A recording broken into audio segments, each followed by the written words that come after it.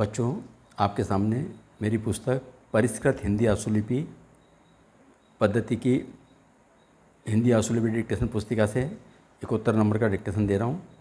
100 शब्द प्रति मिनट गति का डिक्टेशन है। Yes, start. उपसभापति महोदय, एक गंभीर विषय को लेकर आज हम इस सदन में चर्चा कर रहे हैं। ऐसा विषय पहले कभी भी हमारे सामने उपस्थित नहीं हुआ, लेकिन उसकी समीक्षा करने हेतु हम लोग कानून के अनुसार सरकार जो काम कर रही है उस पर अपने विचार व्यक्त कर रहे हैं, उसी पर ज़्यादा बोल रहे हैं। अभी हमारे एक माननीय सदस्य ने कहा कि बड़े पूंजीपति घरानों से हमें अपना संबंध नहीं रखना चाहिए, क्योंकि उनके कुछ सदस्य ऐसी बातें कर रहे हैं जो देश के हित में नहीं हैं। अभी एक सदस्य ने कुछ पूंजीपतियों के नाम लिए और कहा कि उन लोगों ने हमारे देश की पूंजी को बाहर के देशों में रखा है। यह एक बहुत बड़ा व्यापारी वर्ग समूह है और इतने बड़े समूह में अगर एक दो आदमी गलती करते हैं, कुछ इस प्रकार के कार्य करते हैं, तो उसके लिए सारी की सारी सरकार को दोषी नहीं ठहराया जा सकता है। यह शायद उचित भी नहीं होगा। एक अन्य माननीय सदस्य ने बहुत सी आदर्श की बातें कही हैं। आदर्श की बात सही हो सकती है, मैं उनसे इस संबंध में सहमत हूँ, लेकिन विषय यह नहीं है।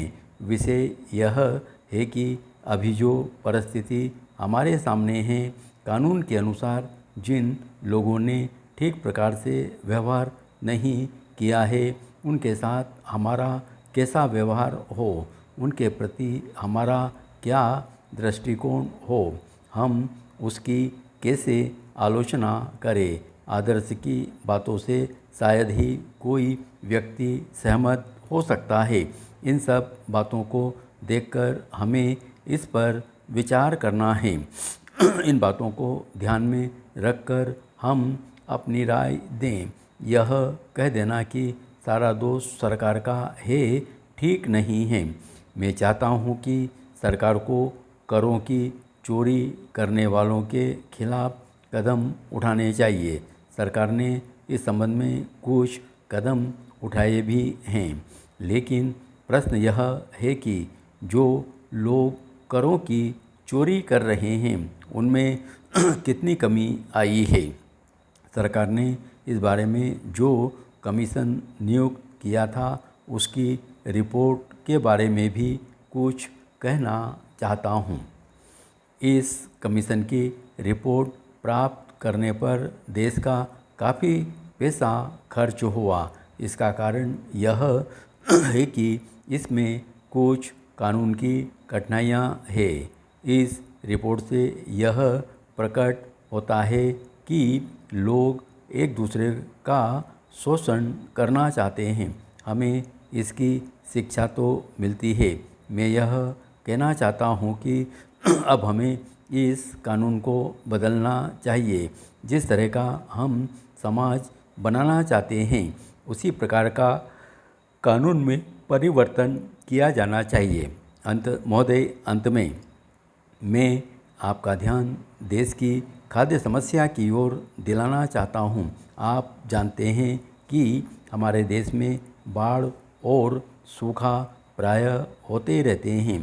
सरकार ने इन समस्याओं के निपटारे के लिए अभी तक जो कदम उठाए हैं वे इतने कारगर सिद्ध नहीं हो पाए हैं। सरकार को इस ओर ध्यान देना चाहिए।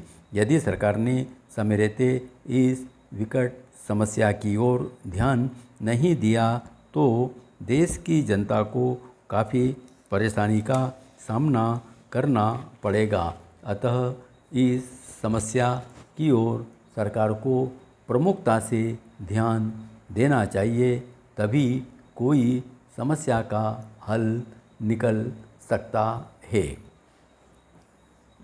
धन्यवाद।